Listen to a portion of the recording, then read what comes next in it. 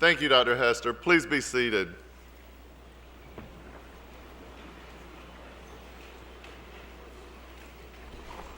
It is a packed house this morning. Welcome to the 32nd Annual Fall Convocation Ceremony for the Campbell University College of Pharmacy and Health Sciences. We gather today on this joyous occasion to celebrate the start of an academic year, but we come with heavy hearts. We mourn the loss of 2 Campbell students in the tragic accident, as well as remembering all of those affected by Hurricane Harvey in Texas and Hurricane Irma in Florida. Today, we have the inconvenience of rain and wind, but we are lucky to have been spared the damage seen elsewhere. I ask that you please join me in constant prayer in the days to come for those who are struggling to rebuild their lives and to find their way forward after such devastation and such loss. Today, we do come together to celebrate Convocation. As it's printed on your program today, a convocation is nothing more than a gathering. In this case, it is a gathering of all the faculty, the staff, and the students of the College of Pharmacy and Health Sciences to celebrate the start of the fall semester or the start of the traditional academic year.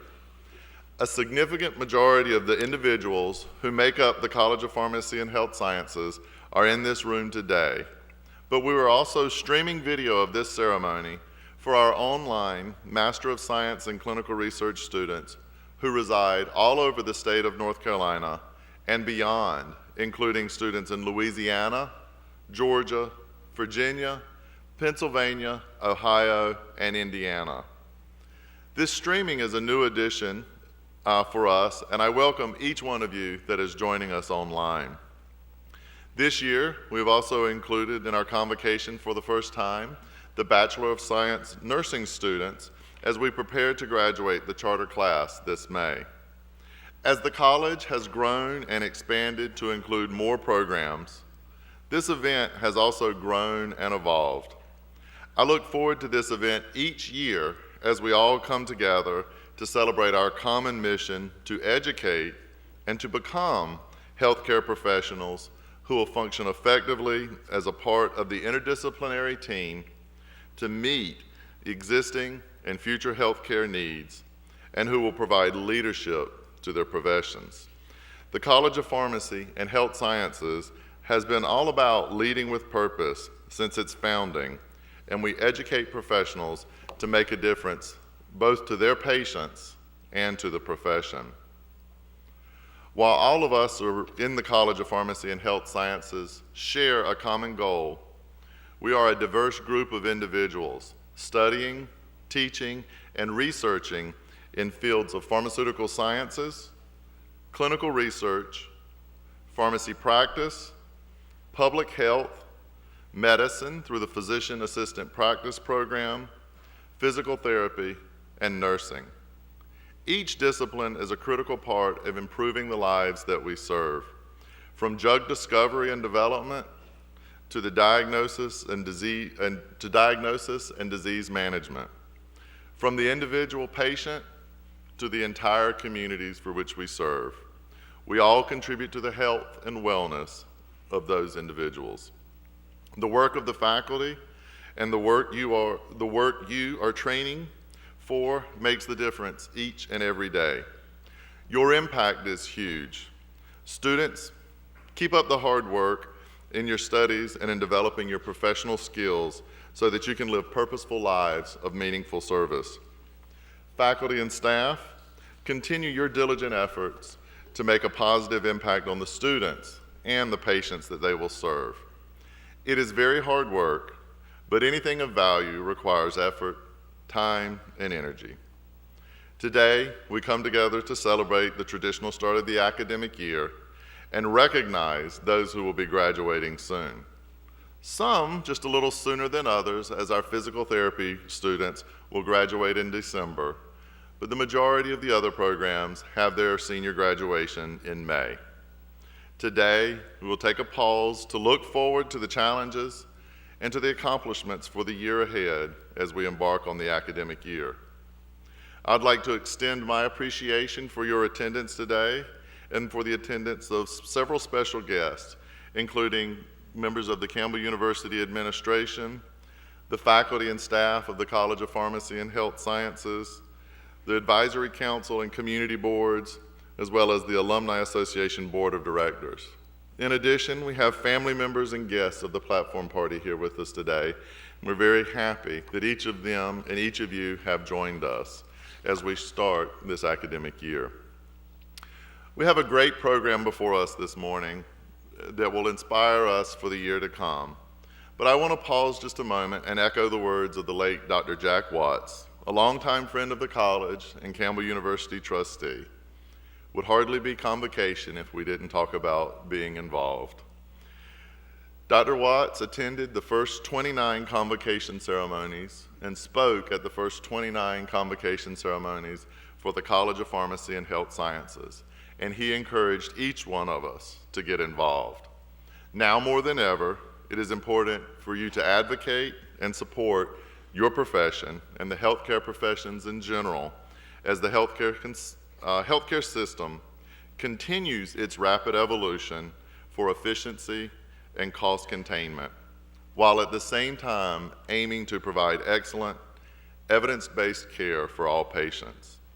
Changes are happening rapidly, and if your voice isn't at the table, it will not be heard and others will speak for you. So needless to say, please get involved and stay involved to honor Dr. Watts. Now onto the program as outlined. We will begin this morning with an invocation brought by Dr. Charles Carter, Associate Professor of Clinical Research. Dr. Carter. Good morning. Let's pray. Dear Heavenly Father, we thank you for the precious privilege to be present here in this place. Thank you for the new beginning symbolized by this convocation event. We honor you for what you are doing in the life of our university and our college, and the lives of students, staff, and faculty here. We ask for your blessing upon our work, for each and every student, their families, the staff members, the faculty, and administrators. May your Holy Spirit direct and guide us. Bless all present as they serve you and one another.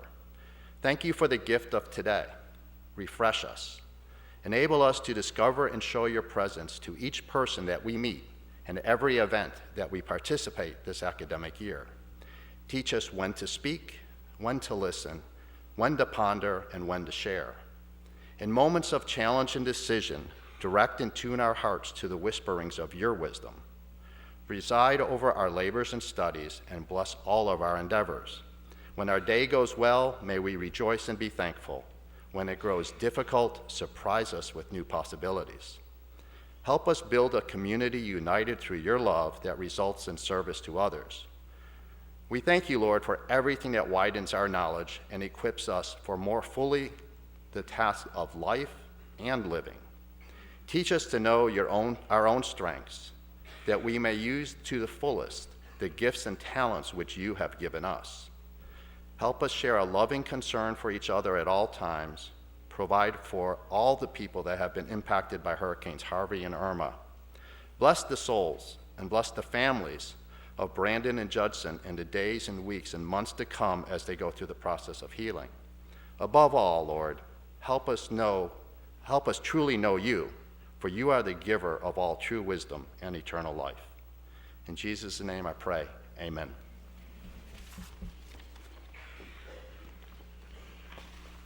Thank you, Dr. Carter.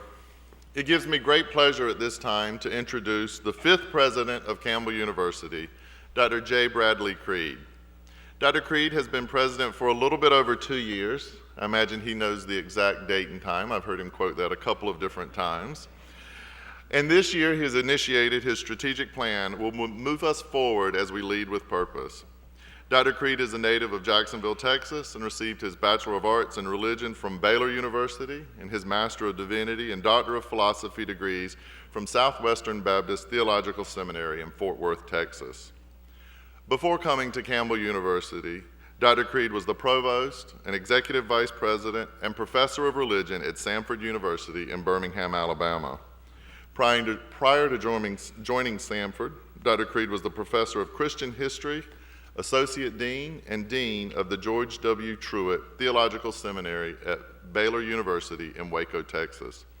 Please join me in welcoming Dr. Creed to the podium and for him to bring his greetings on behalf of the university.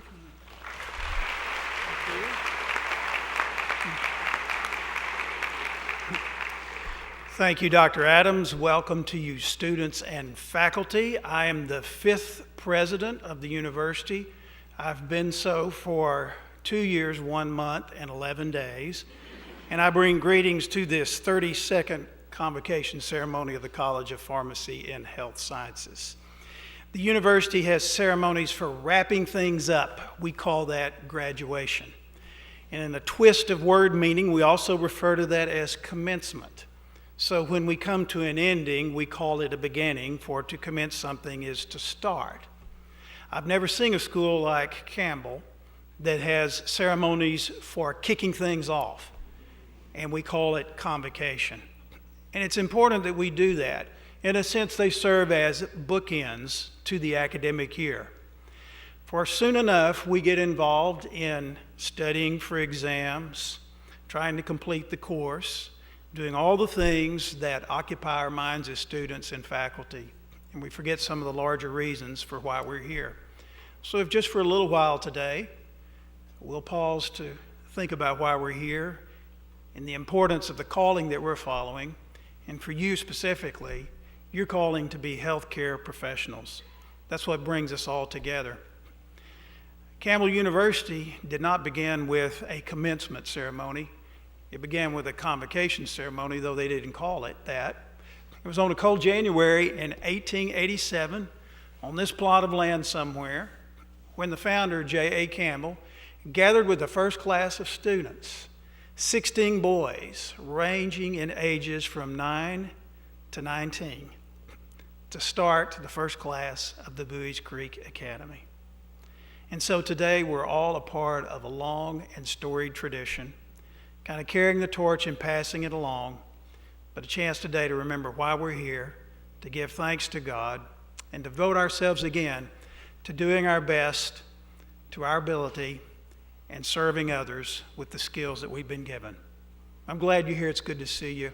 Welcome. Hope you have a great semester, and go Camels.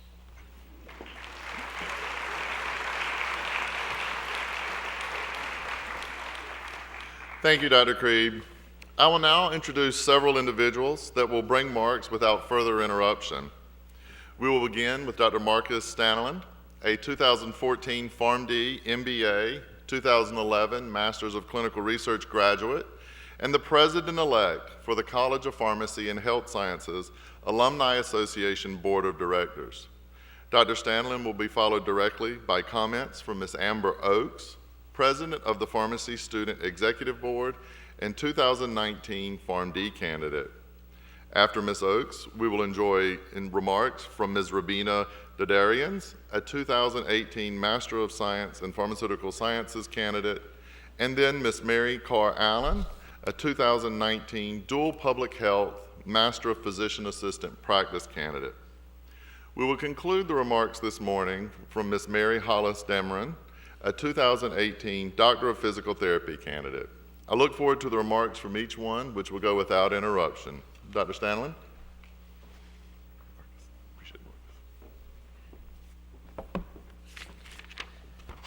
Good morning, students, faculty, staff, family, and friends.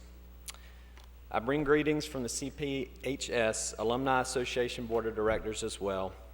I'm honored to be here today. I'm glad to be back at the university that I call home. It's hard to believe that it's been 7 years since I attended my first convocation. I remember sitting in these same seats thinking to myself, what have I gotten myself into? I was nervous, happy, excited, and scared to death. Needless to say, all emotions were in play. However, sitting in my last convocation, my final year, I realized why I chose this great university to help pave my path in a career in healthcare. For some, you may be sitting here starting this new journey. For some, you may be preparing for graduation, bringing one chapter to a close and opening the door to the next. Others, you may be somewhere in the middle, a bit lost in translation. trying to figure out if the exams will ever stop, if you'll ever get any sleep, and if you'll ever see the light at the end of the tunnel. But rest assured that you will get there, and when you do, you will be prepared to do great things in your chosen profession. This will be a testament to your hard work, perseverance, and dedication to serving patients. But it will also be a testament to the excellent programs here at CPHS and the very talented group of faculty members that are second to none.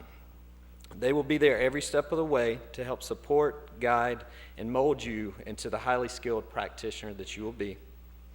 Upon graduation from your respective programs, you will truly be set up for success.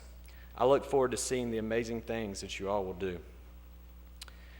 I'll leave you with a few words of advice as you embark on and continue this journey. Remember, you'll always regret what you didn't do rather than what you do. So don't be afraid to take chances. Be open to new and challenging opportunities, especially opportunities to lead and mentor others. Work hard. Focus on getting better each day, and learn from your failures. Failures and shortcomings are also often valuable opportunities for growth and development. Enjoy your time here at Campbell. Trust me, the years will go by very fast. You will make many sacrifices during your time here, but never lose sight of family and friends. These are the people that got you here. Always make time for them. Get to know your fellow colleagues.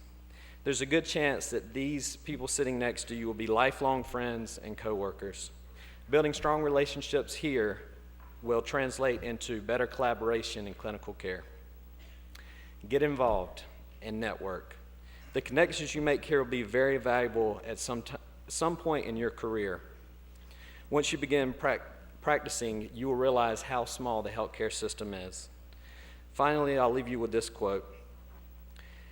Your dream job lives at the corner of what you're good at and what you love to do. So sharpen your skills through your education, dream big, and continue to love serving others. I wish you all the best of luck, and may God bless. Thank you.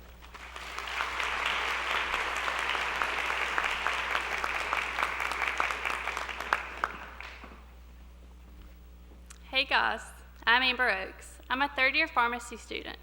To be honest, when I was first asked to speak today, my stomach immediately tied into knots, the way it feels right now. Because speaking in front of large crowds is kind of nerve-wracking. But then I remember one important thing. We're all family in this room. And speaking in front of your family is an everyday, no pressure, no stress kind of thing. Oh, and Dean Adams throwing in that it only had to be a couple minutes long helped too. As with any family, we all have various skills that we bring to the table. We all have our own duties and responsibilities to ensure patient success. Without each member, this family could not succeed. Pharmacists, especially those working in community settings, are one of the most accessible medical professionals that patients can reach out to. Therefore, pharmacy has a vital role in this family dynamic. We are responsible for reviewing orders, detecting therapeutic errors, dispensing medication, counseling patients, and maintaining knowledge with the ever-expanding drug developments. I'm especially grateful to be here today and be a part of this amazing family. I've spent 3 years of undergrad here and continued through to the pharmacy program. This journey has not been easy. Graduate school, whether you're a pharmaceutical science, PA, nursing, PT, or pharmacy, is no joke. One thing we always hear as pharmacy students is that all we learn how to do is count by fives. I'm sure many of you have heard comments like this in your programs too. Contrary to popular belief, we don't just learn how to count and sign our initials on dotted lines. There's pharmacology. Oh boy, more pharmacology than you could ever imagine. There's kinetics and therapeutics and dosing, and well, you see where I'm going with this. This program has really challenged me. It challenged me in my first year to branch out from my small group of undergrad friends and to meet new people by getting involved. It also challenged me in my second year to become involved in these organizations, not only as a member, but as a leader, something that I never see myself capable of doing before. In my third year so far, every day is a new challenge, as I'm sure fourth-year students can agree with. But I'm glad I accepted this challenge of enrolling in graduate school here at CU, and I am blown away by the impact it can have on someone. P4s, congratulations on making it to a whole nother level. I know many of you have survived internal med or are gaining the confidence and courage to tackle it soon. I have seen many of you grow and develop professionally into amazing future pharmacists. May really isn't that far away. You guys are so close to the end goal and can finally see the light at the end of the tunnel, the light that we have been assured is not a train heading our way. We could not make it through this challenging program without the support of our amazing faculty. One of the many reasons I chose Campbell was the one-on-one relationship you're able to develop with professors. Their constant words of encouragement and little things like, "Have a good day," put the brightest smiles on our faces. The programs we are in are made to challenge us and develop us into leaders capable of working together for the benefit of our patients. But I would also like to challenge you. I challenge you to step out of your comfort zones, to be more than just a number in attendance, to leave an impact in all that you do, to be truly dedicated to bettering your profession. In doing this, it will prepare you well for purposeful lives and meaningful service, because after all, that is our end goal, to be a team of healthcare providers who can support one another and impact patient lives. Do you accept my challenge? Thank you.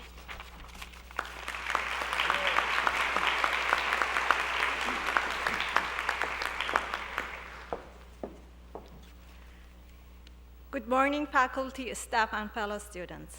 I'm Rubina, and I'm pursuing Master of Science degree in Pharmaceutical Sciences. I would like to focus on a professional training I am receiving here.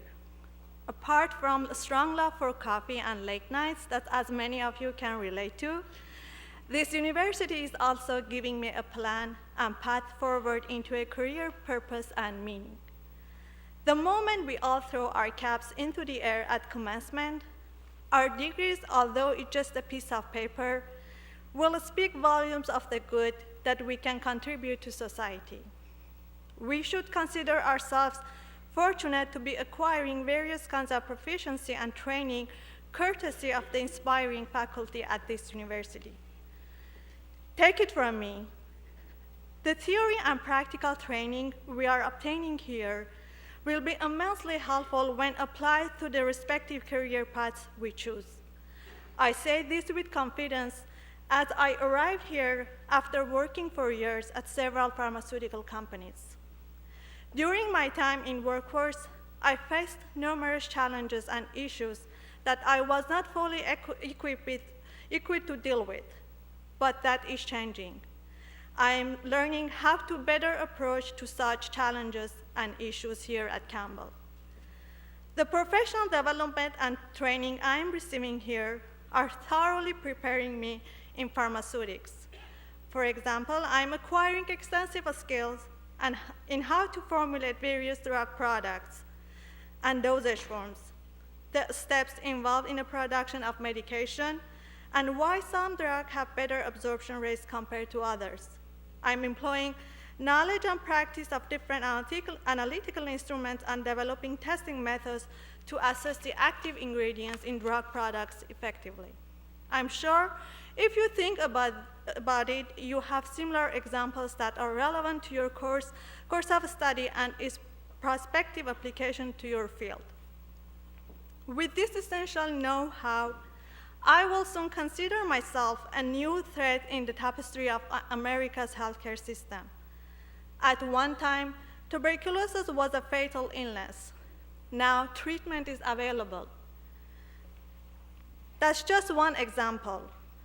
But we will continue to learn, sometimes fail, but also achieve breakthroughs in the fight against ailments that cause people to suffer.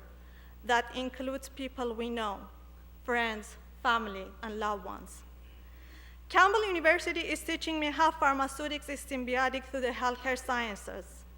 Our discipline within the school and our future professions are not isolated chunks of skills and practices. They are and will be essential building blocks for ensuring quality care and quality life for real people. This goes out to all of you. Never underestimate the power that lies within our hearts, our hands, and our minds. That power inevitably will be enhanced in combination with that degree we will soon obtain. With this, I will sign off, and hearty congratulations to the soon-to-be graduating class.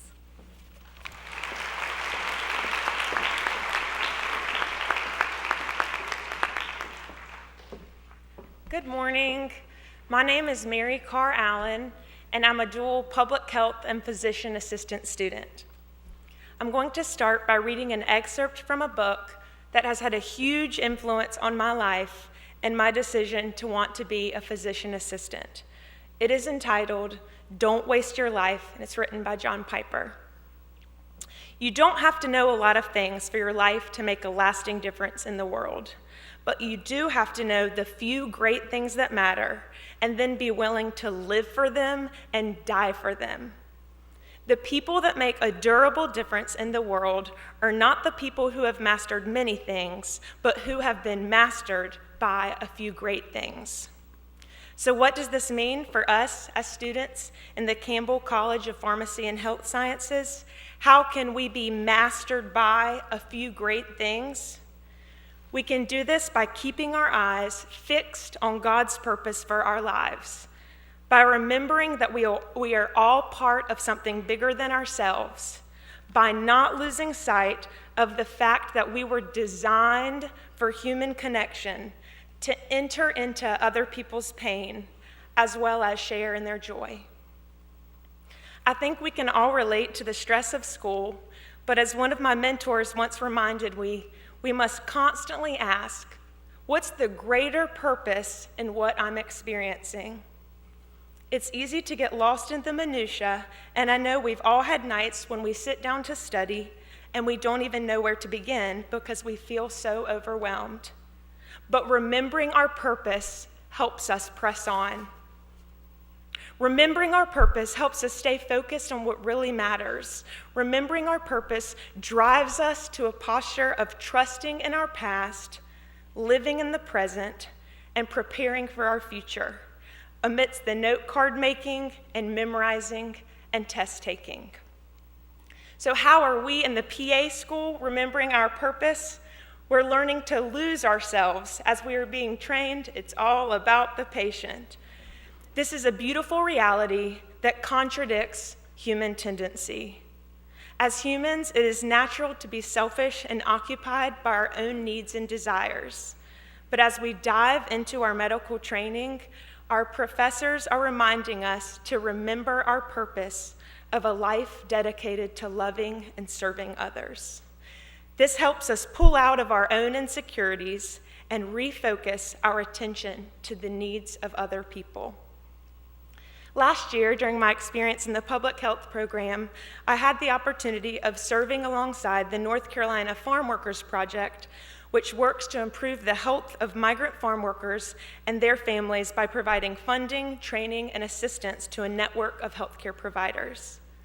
One morning, bright and early, our team joined the farm workers at their camp at 6 a.m. to get a taste of the reality that these farm workers face daily.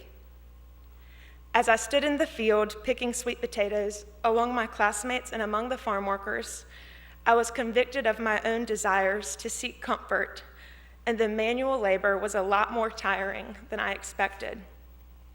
Through my time working with the farm workers, I was encouraged to remember my purpose in learning how to love and serve others, specifically in a rural area.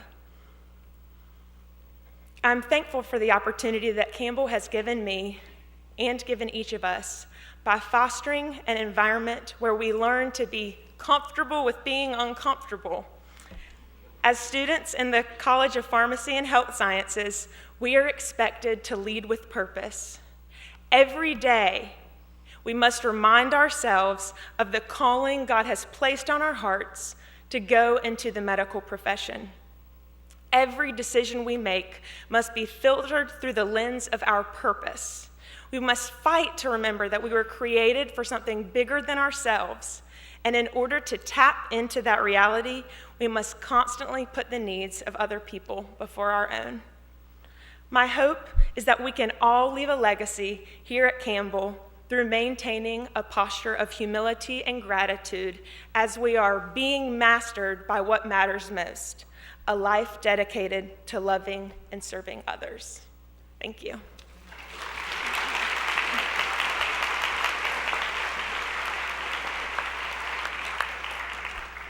Hi, I'm Hollis, and I'm from the Doctorate of Physical Therapy program. So, Thanks, guys. So who would have thought that after so many years of our own individual graduate level education, we would all end up with the same job title? We're all detectives. Now, of course, we're not all the same. We tend to look for different criminals, but think about it. A detective walks into a crime scene, interrogates witnesses, and examines the crime scene for evidence. It's what we do as healthcare providers. We interrogate our patients to get subjective information. We examine them for physical evidence. And then we take that evidence and we form a hypothesis. We intervene with what we think will help in order to support our hypothesis. Now, what this looks like in clinical practice varies based on our setting or our patient population, but we all still play that role of the detective. But is a detective what you think of when I say physical therapy? Probably not. So a few weeks ago, my classmate posted on Instagram asking her followers, what does a physical therapist do? And the responses range from help people to recover, to PTs to return people to their healthy, active lifestyles. And then there was that one person who said, PTs put you through extraordinary pain. I think that our patients can agree with all of these remarks, and I think that there is some truth in all of them. But since beginning my journey to become a physical therapist, I've noticed that many people do not fully know what a physical therapist does. As I've spoken to other CPHS students, I've been asked, do you guys learn exercise and massage all day? And while exercise and soft tissue techniques are very important in our daily management of patients, through my education in Campbell's program, I've learned that PT is so much more. By a show of hands, yes, you have to raise your hand, who knew that physical therapists practice wound care? Okay. What about neonatal ICU? How about oncology? Yeah, as an incoming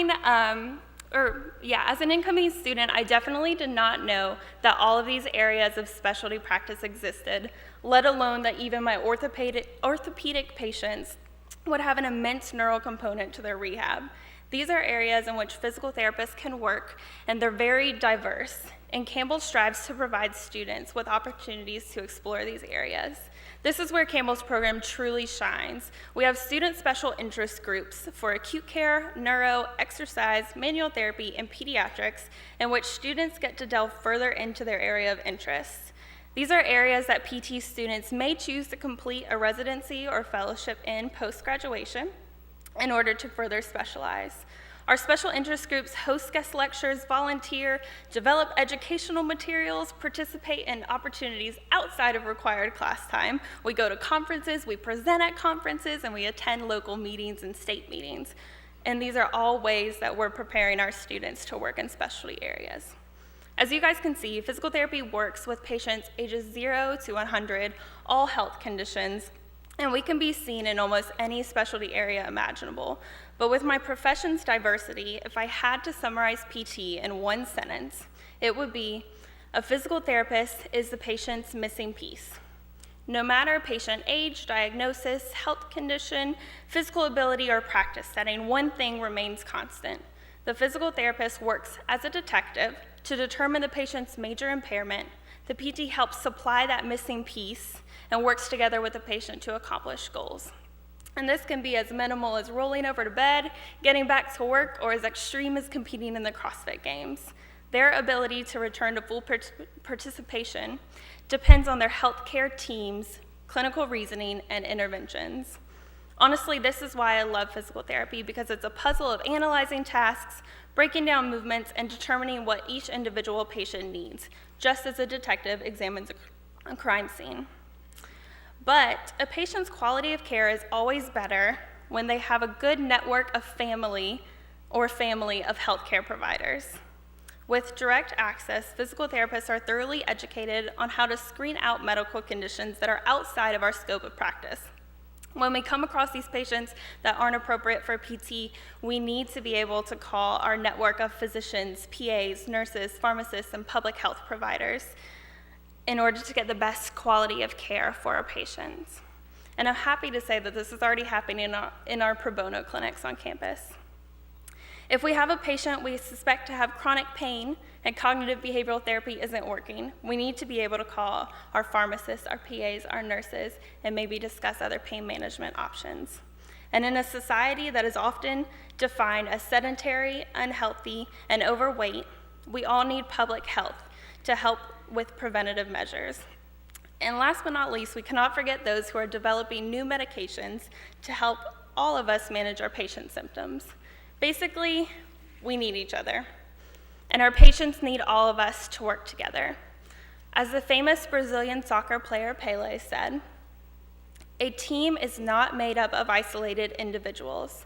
Success depends on your whole team being a single unit." We have a privilege to be at a university that encourages interprofessional collaboration and has so many health-related programs. Take advantage of it now. Volunteer for pro bono, attend a guest lecture from a different program, stop someone in the hall just to talk, go to farm workers clinic, ask for help, figure out how each profession fits into patient care. What are our similarities? What are our differences? We need each other because nothing works in isolation. Our patients are depending on it. Thanks.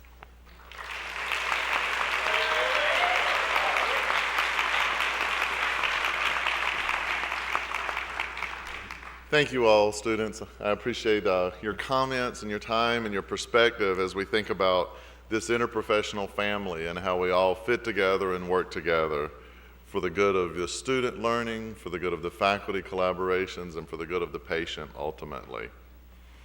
Now with our convocation address will be delivered by Ms. Carrie Grace McQuaid. Carrie Grace is a motivational speaker who works to encourage all of us to make the world a better place than we found it by spreading joy and kindness. As healthcare professionals, it is all too easy to get caught up in the critical and often very serious work that we are called to do. But it is also important for us not to lose sight of the patient and those around us that might need a kind word or a friendly smile. For the right situation, kindness is the perfect medication. So please join me in welcoming Carrie Grace to the podium.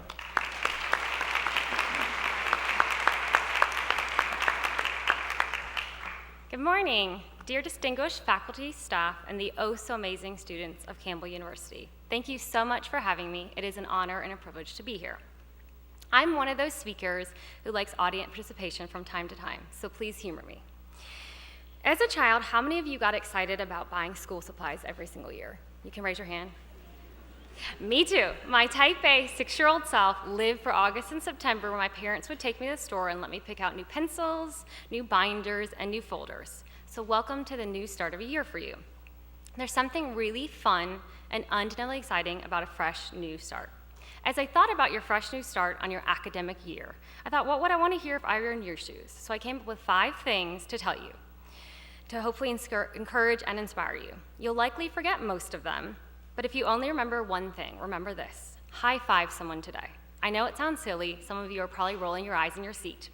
But the thing about a high five is this. Oh, you're already doing it. Love it. The thing about a high five is this. It's an encouragement to someone else to just keep going. And at the start of the year, sometimes a reminder to just keep going. Plus, it teaches us that the world doesn't revolve around us. So celebrate others, high five someone today before midnight, and watch their action when you give it to them. And if you see happiness on their face, perhaps wake up tomorrow and do it again. Speaking of high fives, number 1, live outside your comfort zone. There's something really cozy about living inside your comfort zone. You get into routine, a sense of rhythm. Why dare throw it off? Why change it up? I once read a quote that said this: it's okay to be scared. Being scared means you're about to do something really, really brave. All right, I have another question. How many of you are afraid of flying? Anyone? Okay, a few of you. I'm in the same boat. I probably should raise both my hands. That's how deep the fear flies. Airplanes just aren't my thing. People often ask me why in the world I'd have a fear, as if it were completely rational for a human being to be okay with cramming 200 strangers into a metal box, putting them in the sky, and then flying them from point A to point B. Because for the record, I'm not okay with it. But the nature of the beast of my business and traveling to speak, I have to fly. It's either driving 3,000 miles or flying, so flying it is. This past March, I had a crazy idea. My best friends call these crazy Carrie ideas, where I get a bit wild-eyed and there's no point of return. In March, I was booking a flight out to California for a trip that fell around my birthday. I got to thinking, what if I could have a party on a plane and bring goodie bags for all the passengers? I called Southwest and asked if it would be okay to bring goodie bags on the airplane. While they did not give me a seal of approval, they also did not tell me no and said they could not stop me from doing it, which I took as a yes. So I packaged up 175 little goodie bags and prepared for my flight. My best friend dropped me off at the airport 4 hours early to prepare. Let me tell you something. Someone with flying anxiety should not be at the airport 4 hours early. Fun fact, you are not even allowed to check in that early. I'm fairly positive I burned a hole in the carpet due to pacing back and forth that they let me go through security approximately 12 minutes early. 2 hours before the flight was scheduled to take off, a man sat next to me at the gate. I've discovered that I seem to be a friendly choice for strangers to strike up conversations with in public places.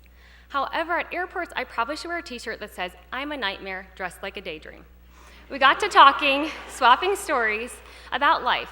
When the conversation started, I was at about a 5 in the anxiety scale. When we got lined up for the plane, I was about 22. Felt bad for the guy.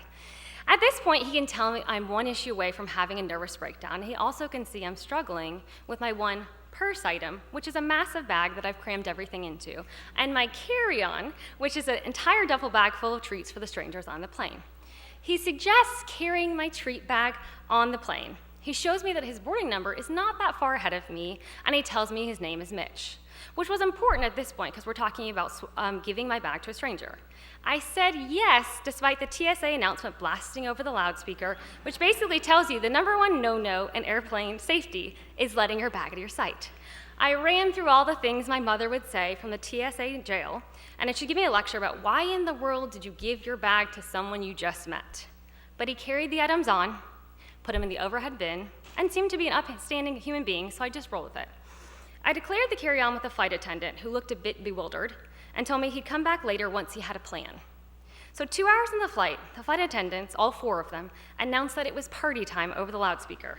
The entire plane then proceeded to sing happy birthday to me, and they let me go up and down the aisles, passing out goodie bags as if I were a flight attendant, which I'm pretty sure is against some sort of airplane policy, but at this point we weren't following any rules.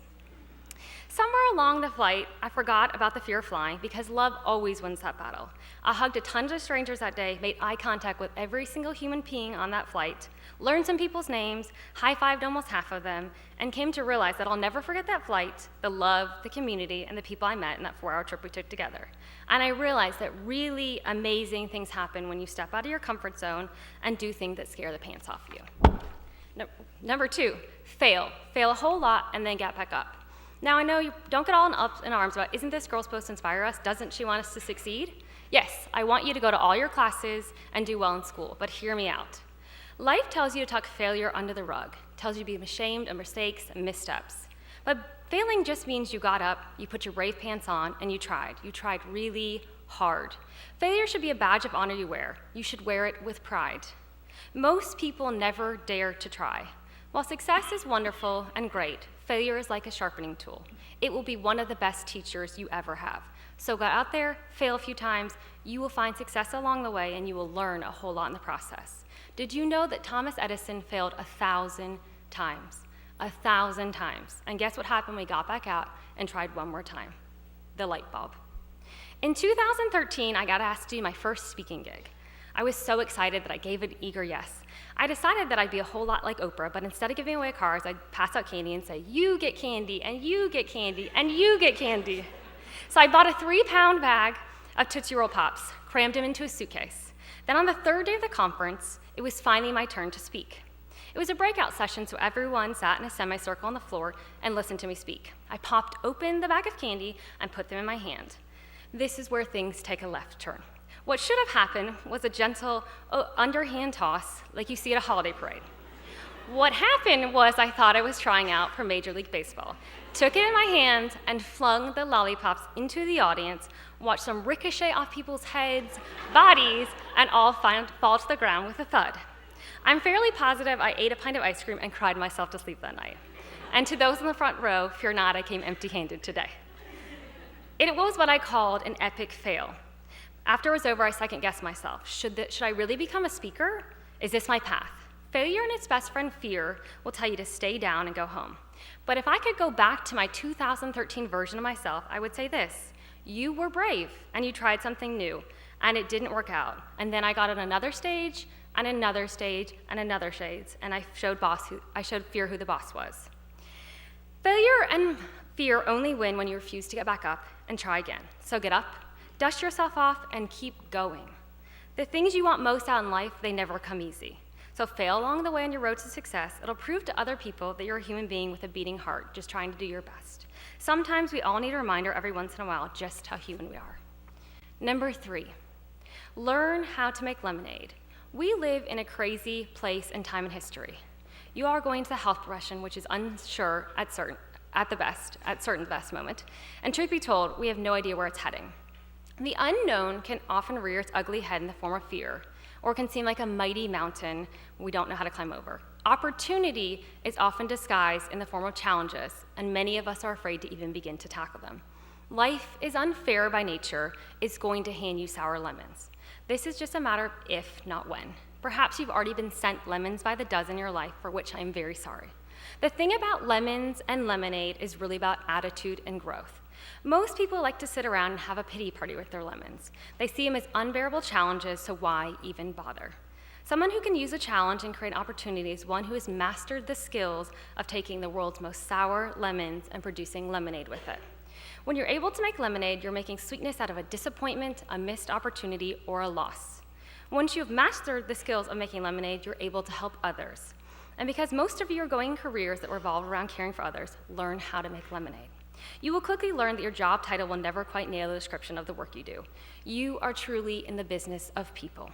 And when you are in the business of people, you must remember that the people's lives will be affected by you. So learn how to speak with love, be gracious, look at ways to see things in positive light, and teach others by living examples. What will your lemonade be? If you're able to take a bad situation and make it better, what will be those skills and extra sweetness you add to the world?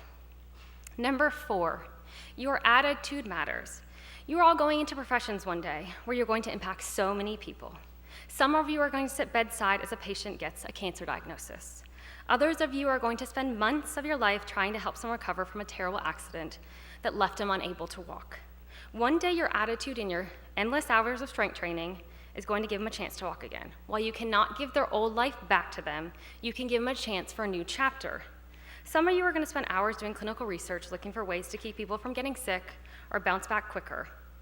All of you are going to do something with your careers that impact others. So show up to your class. So how you show up to your classes, your rotations, and your clinical research, it matters. Learn how to have the best attitude now because it'll be what you take into your careers one day. When I was 13 years old, I decided to volunteer at the local hospital, passing out note cards and flowers to patients during their stay.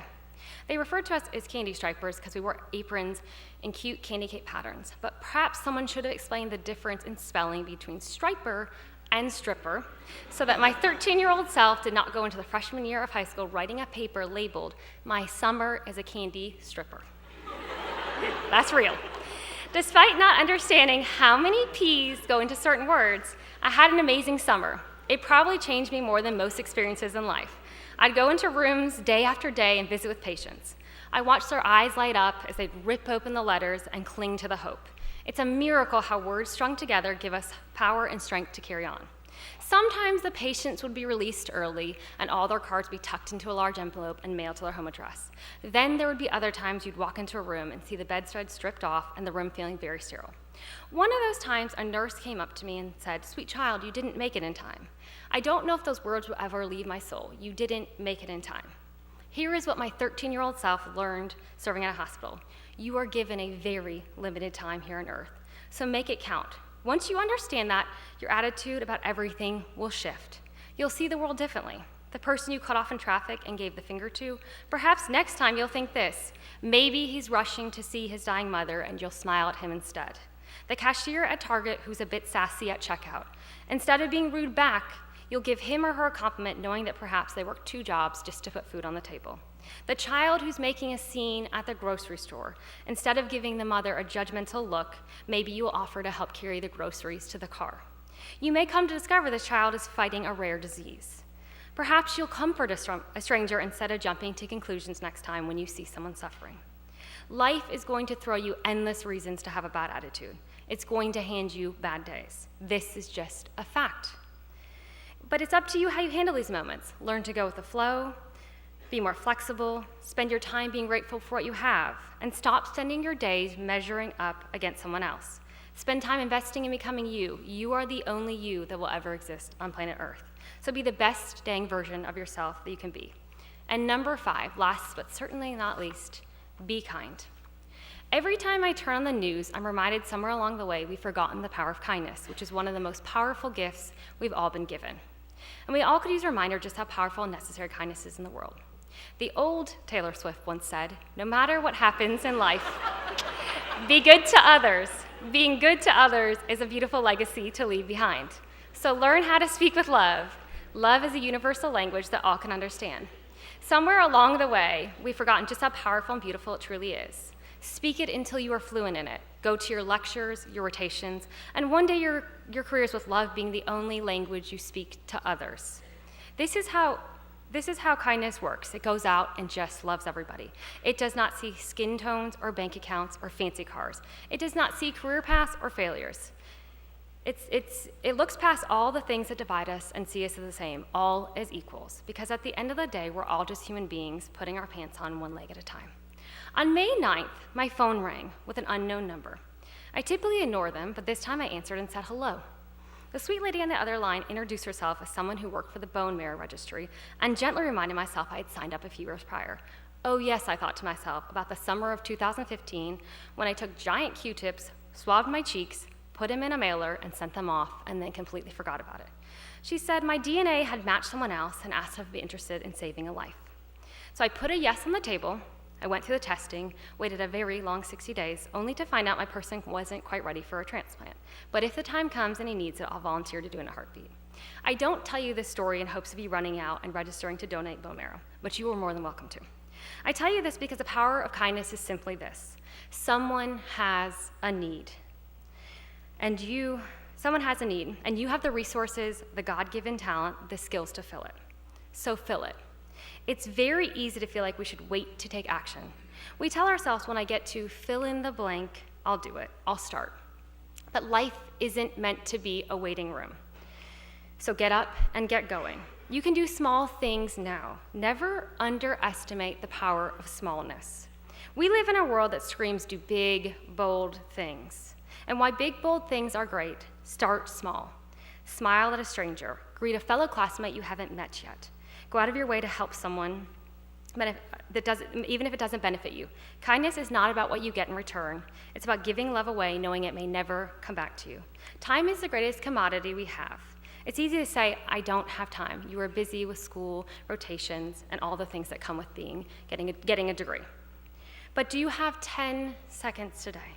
10 seconds is all it takes to smile at a stranger or give someone a high five, as I mentioned earlier. And a smile or a high five has the ability to change someone's entire day. You are given 86,000 seconds every single day. So I'd like to believe you have 10 to spare. So don't wait to start. Start right here, right now where you are, in the community right in front of you. You have no idea the power ripple effect you may have. I believe we do not speak enough love and truth over one another and ourselves, so I like to end all of my talks with a manifesto, or a pep talk as I call them. So consider this a virtual high five from me to you. Dear you, welcome to the start of a brand new school year. The thing about brand new years is that you get to become someone new. You are not a product of the things people told you that you will never achieve, nor are you a sum of the negative words of the naysayers. You get to choose your path and your destiny, figure out what you love, what you want to do most in this world, and hold tight to those dreams. Refuse to let someone take them from you. You can do impossible things. Dear first years, welcome to the starting line. You're officially at the first page of this amazing new chapter. Congrats on taking the first step. Pace yourself. The finish line isn't that close, so don't sprint ahead. Take your time, go to class, learn as much as you can. Surround yourself with people who are wiser, learn from them, ask questions, say thank you, show up, stay committed to the path, embrace challenges as opportunities, and learn to be flexible. To those in the middle years, these years can often feel like the messy middle. The starting line is far behind you and you can't quite see the finish line. Don't get lazy. It's very easy to get comfortable in these years, the ones where you're going about your usual routine. But challenge yourself. Step out of your comfort zone, try something new, be bold, fail a bit, then get back up. Decide what you really want. Don't lose sight of that.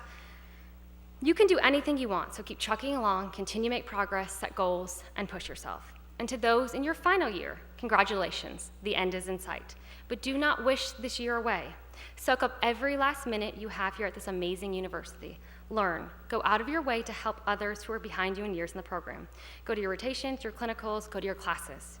Write your professors a thank you note. We live in a world of tweets and Facebook messages, but put pen to paper and write a heartfelt thank you. It's not old-fashioned. It's simply another way to tell someone thank you.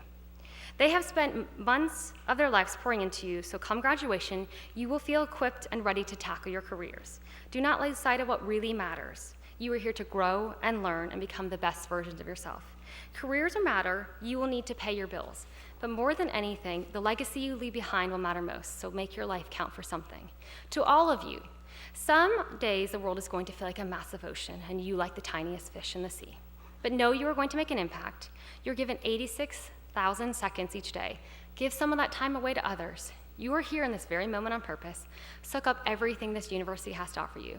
What you learn here will be what you take into your careers, and what you take into your careers and your life will become your legacy. So go out into the world and do something really awesome today. Thank you.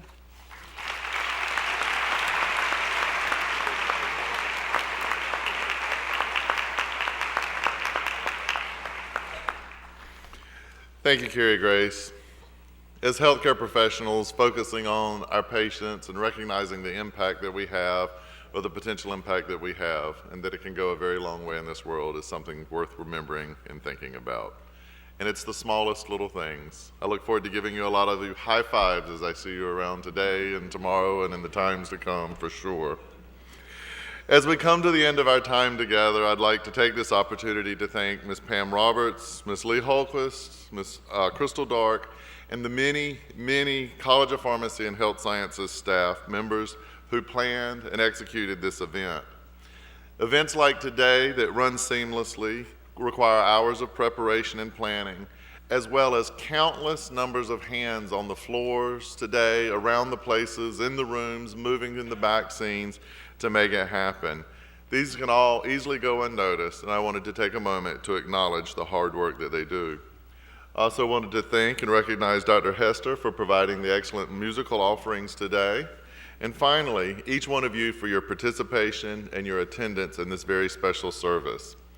I ask that you do be safe as we gather and begin to depart from this place and move into our place in the world. As a reminder, at the conclusion of the benediction, I ask that you please remain in your seats following the recessional of the faculty and the graduating students at the end of the ceremony. The ushers will dismiss you by rows to allow for an orderly dismissal from the auditorium. I would like to now ask for you to please stand for the benediction and remain standing through the recessional offered by Dr. Hester.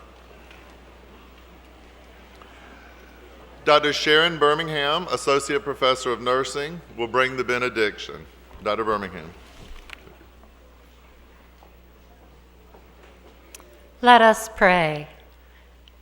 Dear Heavenly and precious Father, thank you for this dedicated time of convocation and reflection. A reading from John 10:10. Jesus said, I came that they might have life and have it more abundantly. Thank you for this good news. Our Campbell students are in a shared place of abundance. We ask you that you guide them, their families, classmates, friends, faculty, and staff to abundantly support their academic journey. For our senior students, it will soon be their time to pay it forward. Please bless our senior students with grace to continually transform our human-to-human communications, such as social media, not as a place for isolated like-mindedness, but rather where they may fully speak their thoughts, yet also listen carefully to diverse viewpoints of others.